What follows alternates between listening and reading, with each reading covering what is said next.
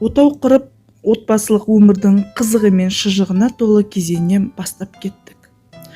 Жолдасым отбасыдағы жалғыз ұл болғандықтан, біз оның ата-анасымен бірге тұрдық.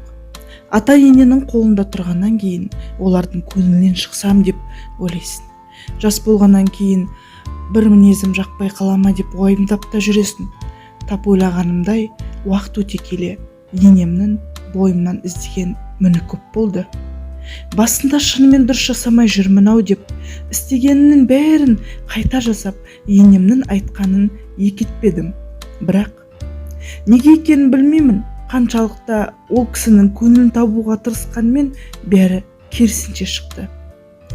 Тіпті жолдасым маған ренжіп кейде жанжал шығаратын болды. Сол аздай енемде отқа май құйып, сыртынан мені күйеуіме, көрші-қолаңға жамандап жүретін көрінеді. Осылай жүргенде нәрестелі болдық. Немересін қолына алғаннан кейін маған деген көзқарасы өзгеретін шығар дегенмен, бірақ олай болмады. Ата-анасын тастап кетпейтінін білсем де, мына жағдайдан әбден мезі болғаннан кейін мен жолдасыма бөлек шықсақ қалай болады дедім. Менің айтқаныма ол үзілді-кесілді қарсы болды. Арада ұрыс-керіс көбейді. Ақыры шеті мен шегі жоқ осы ұрыс-керіс екеуміздің ажырасуымызға себеп болды. Осындай 2-3 ай бұрын сот алдында ажырасып тындық. Мен оқиғам осы деді. Ол көзіне жас алып, келіншектің әңгімесін естіп, жағамды ұстап қалдым. Шынымен де өз келініне күн көрсетпейтін енелер бар ма?